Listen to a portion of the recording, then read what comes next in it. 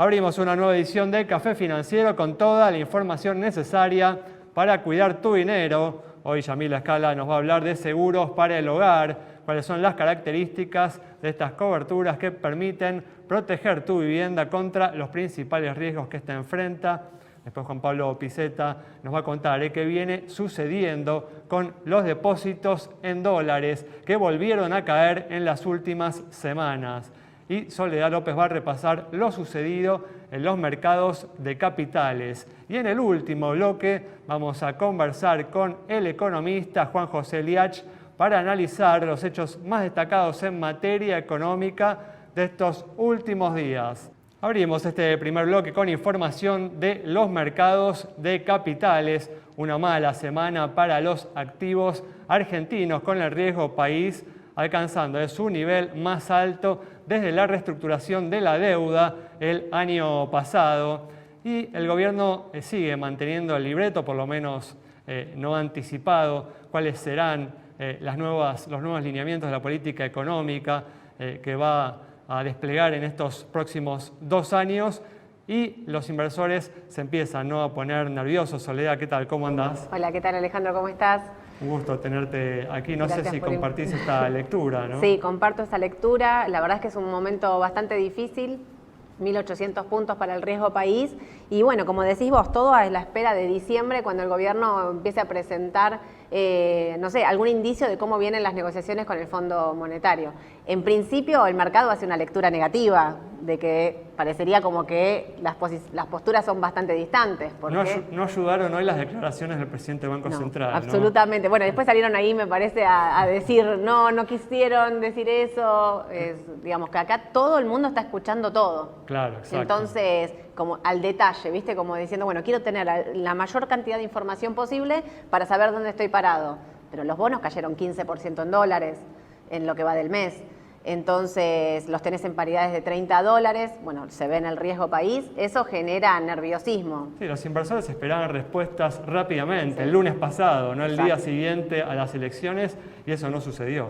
No sucedió, y entonces todo, digamos, cuando vos tenés esta incertidumbre y tenés que esperar a diciembre a que se presente el plan en el Congreso recién para saber qué es lo que va a ocurrir, bueno, eso genera todo tipo de rumores aparte, ¿no? Digamos, la falta de información concreta genera rumor. El rumor genera a veces hasta pánico, porque, no sé, el otro día bajaban 8% en una mañana de golpe y nadie sabía qué era exactamente lo que estaba pasando, pero bueno, digamos, hay un montón de gente diciendo yo esto ya no lo quiero tener, reestructuré, pero perdí un montón en dólares. Hay otros que dicen eligen aguantarlos.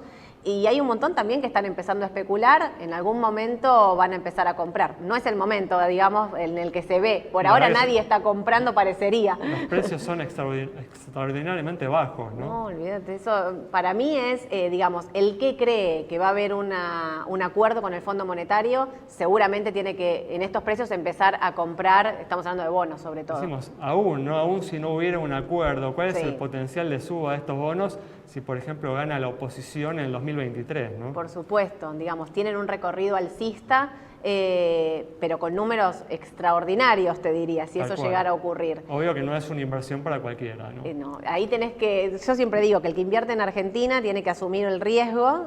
Pero lo interesante igual, Soledad, es que tampoco hay tanto recorrido para abajo ya a esta altura, ¿no? Bueno, para mí ese es el mayor, eso que estás diciendo vos me parece que es el mayor potencial que tienen los activos argentinos, porque si llegaste a tener un Merval en $1.800 y hoy lo tenés en $400, el mínimo fue $250, todo medido en dólares, digamos, cuánto tenés para bajar y cuánto tenés para subir. Pero los bonos están cerca, ¿no? Justamente del nivel que los bonos tenían tras el default del 2001, ¿no? Sí, porque está cerca del 28% de paridad. Los precios a los que compraron los fondos buitres. Exactamente, son estos precios. Siempre, hoy empezaron a surgir las notas de a estos precios los fondos buitres ya compraron. Claro. Pero bueno, habrá que esperar a ver qué ocurre, cuáles son las noticias. Como decimos siempre, el que invierte en Argentina asume un riesgo altísimo y tiene que estar acostumbrado a una volatilidad fuerte, me parece. Bien, Bueno, vamos a continuar hablando de estos temas a lo largo del programa. Naturalmente, en un contexto como este, los depósitos en dólares comienzan a bajar, como viene sucediendo desde la semana previa a las elecciones. Juan, ¿qué tal? ¿Cómo andás? ¿Qué tal, Ale? Buenas noches. Bueno, ¿y qué está pasando, ¿no? con estos activos? Sí, bueno, como estaban comentando recién, obviamente el contexto electoral suma un poquito más de incertidumbre a todo lo que viene siendo la economía argentina, y lo que se observó desde eso, los 10 días antes de las elecciones legislativas, ¿no?, que se celebraron recientemente, hasta el 17 de noviembre, o sea, unos días después de las elecciones, bueno, hubo una pérdida de 430 millones de dólares en los depósitos del sector privado, ¿no? Obviamente esto está vinculado, ¿no?, a, bueno, esto, qué es lo que va a pasar, ¿no?, si el resultado electoral va a influir en alguna manera en el sistema. Bueno, esto en alguna medida se dio una sangría en lo que tiene que ver en este tipo de movimientos. Bueno, o sea, pasó... Sí. No, que hubo temores también relacionados, ¿no? La semana previa a las elecciones se habló de que el Banco Central estaba echando mano a los encajes bancarios, ¿no?, que justamente garantizan la devolución de esos depósitos, ¿no? Claro, bueno, en esos momentos de donde se está definiendo el rumbo del país, obviamente cualquier mínimo rumor tiene un impacto en el comportamiento, ¿no?, de los consumidores y en este caso de los clientes bancarios.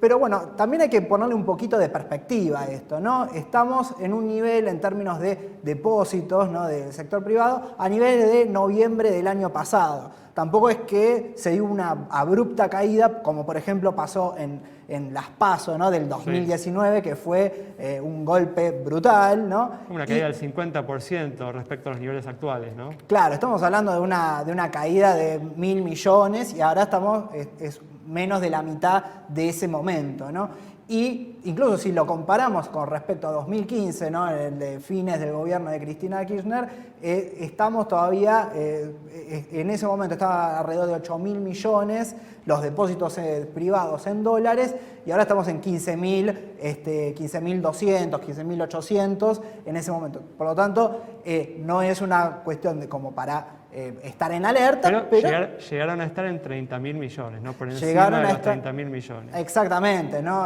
Durante el gobierno anterior se llegó a ese momento, entonces estamos viendo una caída muy progresiva de los depósitos en dólares. Obviamente, me comentaba Christian Traut del grupo First, en estos días todavía se está lateralizando, ¿no?, la situación, se están viendo los números, se están consolidando, a ver si esto sigue en caída o si, bueno, hay un repunte. Obviamente todo depende de lo que defina políticamente el gobierno con respecto al Fondo Monetario y la política macroeconómica. Sin duda, tal cual, eso es central. Muy bien, vamos a ir cerrando el bloque con información de seguros para el hogar. Yani, ¿qué tal? ¿Cómo andás? Yamila, nos conocemos hace como 10 años. Hoy estoy así, estoy impreciso, dale. Sí, así es, seguros para el hogar.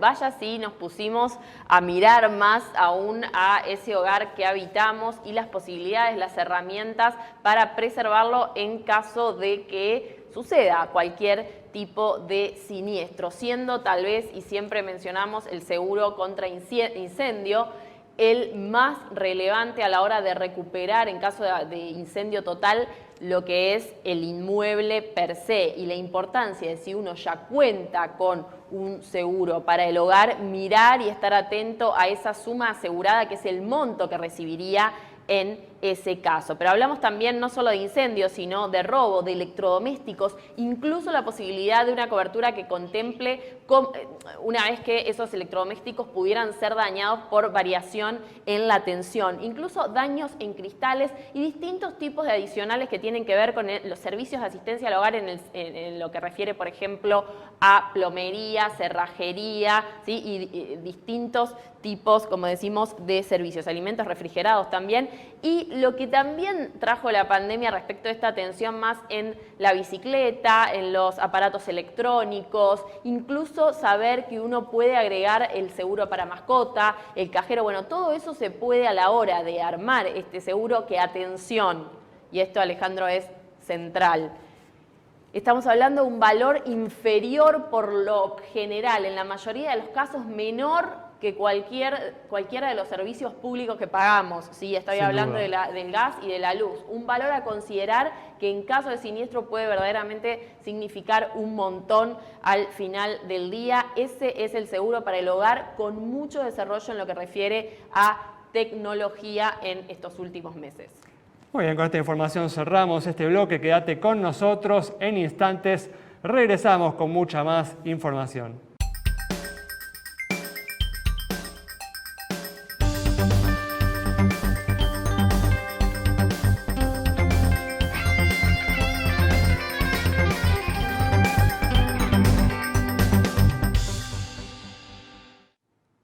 Abrimos un nuevo bloque con información para los usuarios de Edenor y Edesur. Juan, se está poniendo en marcha un proceso de reempadronamiento para una parte importante de estos usuarios, ¿no? Sí, Ale, noviembre y diciembre van a ser los meses en los cuales los usuarios que tienen 3 condiciones tienen que presentar para reactualizar sus datos. En primer lugar, bueno, que los datos sean inconsistentes, ¿no? Frente a esa situación les va a pedir el ENRE que regularicen su situación. En el caso de que sean personas fallecidas, ¿no? Quienes tengan la titularidad del servicio. Y en tercer lugar, bueno, esto también ocurre cuando hay un usuario con una pluralidad de domicilios, ¿no? Que es titular de las cuentas de los servicios de luz. ¿Cuál es la intención final, ¿no? De este tipo de reempadronamiento? Bueno, más allá de ordenar, ¿no? Lo que es un servicio crítico, ¿no? para la economía, bueno, la perspectiva es empezar a segmentar las tarifas a partir del año que viene, ¿no? Esto de empezar a poner la lupa fina, ¿no? En lo que tiene que ver con los subsidios. Entonces, el gobierno está primero reordenando, ¿no? Toda la situación de los usuarios para luego avanzar en ese sentido. En primer lugar, ¿qué es lo que tiene que tener en cuenta el usuario, ¿no? Frente a esta situación, si tiene que avanzar o no en la actualización de sus datos? Bueno, en primer lugar, las prestadoras de servicios probablemente se van a comunicar primero, ¿no? A través de algún medio, como sea correo electrónico o a través de la mensajería de texto, se van a comunicar para ver si existe una inconsistencia de datos. Y en segundo lugar, si esto no ocurre, el usuario también puede tomar la decisión de chequear, ¿no? Si está en una situación regular frente a las prestadoras de servicio. Esto es, bueno, a través de la página del ENRE, en lo que tiene que ver con la gestión de reclamos, es una página del gobierno oficial, y ahí existe un formulario en el cual, bueno, necesita los datos principales, DNI, factura y el medidor, los últimos números del medidor, y ahí va a poder chequear si necesita reactualizar o no los datos. Muy bien, perfecto. Bueno, continuamos con el repaso de lo sucedido en los mercados de capitales. Esta semana se confirmó la nominación de Jerome Powell para continuar en un segundo mandato como titular de la Reserva Federal, el Banco Central de los Estados Unidos. En realidad esto tuvo un efecto levemente negativo en los índices bursátiles del país, ¿no? Del país del norte, de Estados Unidos. Corrigieron un poquito, apenas se supo la noticia. Había otra candidata que era por ahí un poco más laxa en su postura con respecto a lo que iba a hacer con las tasas. Entonces el mercado, bueno, cuando se decidió lo de Powell, corrigió, tampoco es que corrigió tanto, pensemos lo que subió y lo que viene subiendo todos los sectores, los 3 índices principales, el tecnológico sobre todo, que viene ahí arriba, corrigieron apenas, me parece que está también ahí por verse.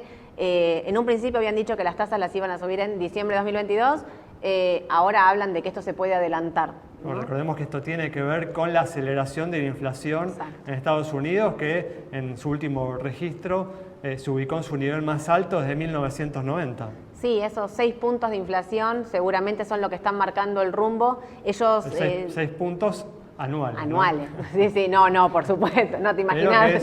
Los 6 puntos anuales igual es el nivel más alto altísimo de los últimos 30 años en Estados Unidos. Tal cual, y eso también está empujando un montón de cosas, el aumento de salarios en un montón de sectores se está viendo, y también tenés, digamos, todo lo que es desabastecimiento de productos que impulsa un poco más a la inflación, eso también empuja. Pero bueno, todos aquellos que tienen activos norteamericanos están a la expectativa, ¿no? Porque una suba rápida de tasa de interés podría impactar fuertemente los precios de esos activos. Sí, seguro, sobre todo los que son, bueno, el sector tecnológico siempre. En una suba de tasas, el sector tecnológico es el primero en sufrirlo, exactamente. Y por el otro lado, el financiero es el que se ve beneficiado de esa situación. Así que ahí tenés como los dos extremos de cómo reaccionan ante esa medida, ¿no? Teniendo en cuenta, ¿no?, que en este último año los CDR han sido un boom en la Argentina, así que tenemos mucha gente que tiene, ¿no? Posicionar una parte de sus ahorros en activos norteamericanos. Seguro. ¿Tenés alguna recomendación para ellos en este contexto? Y bueno, a mí me parece que el CDR de Citi, que encima es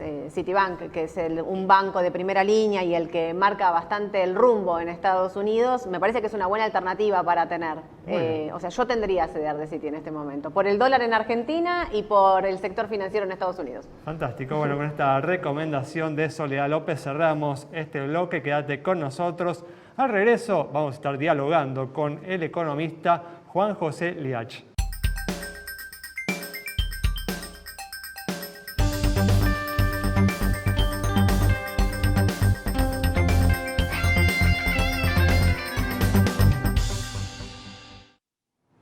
Abrimos el último bloque ya con la presencia del economista Juan José Liach para analizar los hechos más destacados en materia económica de estos últimos días. Juan, ¿qué tal? ¿Cómo andás? Bien, muy bien, gracias por la invitación. Gracias a vos por estar aquí. Una semana dura, hablábamos en el primer bloque, para los activos argentinos, con el riesgo país superando los 1.800 puntos por primera vez desde la reestructuración de la deuda el año pasado. Un gobierno, Juan, que no termina de presentar su nuevo libreto, algo que esperábamos luego de las elecciones. Efectivamente, a mí, para serte franco, no me gustó unas declaraciones que salieron hoy en los diarios, supongo que fueron de ayer, del ministro Guzmán, diciendo que, bueno, la política fiscal tiene que ser anticíclica. Lo que Argentina necesita no es una política anticíclica. Está bueno, te caíste, pero ya rebotaste. Estamos en el nivel de PIB de 2019. Lo que Argentina necesita es una política de crecimiento, porque hace más de 10 años que no crecemos. O sea, la política anticíclica te da la sensación de que es por unos meses o hasta el año que viene. Lo que la Argentina necesita es otra cosa. La gran pregunta no es cuáles son los elementos centrales de una política que restablezca el crecimiento de la Argentina. Argentina es un país que no crece desde el 2010, no es que no crecemos hace 2 o 3 años, no crecemos hace una década, ¿no? Argentina, por empezar, comenzando por lo positivo, tiene una cantidad de recursos de todo tipo como casi ningún país del mundo. Esos recursos están subexplotados o subadministrados y en lo que hace al capital humano hay una gran emigración, lo cual es muy doloroso y muy negativo. Esto, Juan, es estadísticamente significativo, pues es un tema del que se viene hablando hace mucho. No he visto datos sobre esta cuestión, sobre el tema de la inmigración.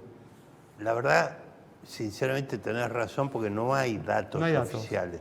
Se estima, pero la es una propia preocupación que comparto redondez de con la vos, cifra es sospechosa, 1 millón de emigrantes argentinos, de los cuales yo diría que 2/3 son técnicos o profesionales o trabajadores calificados.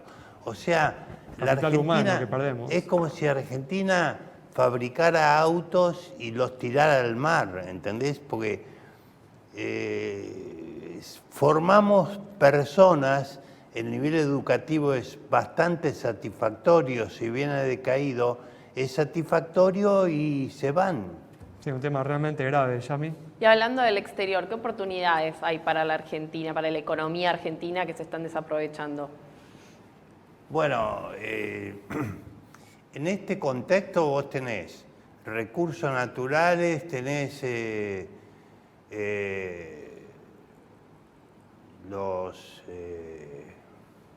todo el tema tecnológico que es muy importante, industria de todo tipo. Mirá, Argentina tiene una cantidad de cosas que fabrica. Por ejemplo, yo te diría que hay una empresa cordobesa que es muy buena y fabrica, ¿sabés qué? Bates de béisbol. O sea, mi vacilación ante tu pregunta es que es tan variada la cantidad de objetos, industria que tiene la Argentina, servicios, turismo, ni hablemos, pesca. El otro día estaba hablando con un industrial pesquero, me dice que este año entre merluza y calamar y langostino es el récord histórico, 2.300 millones de dólares de la pesca. Bueno, y tenemos el problema de la pesca furtiva y todo lo demás. Notable.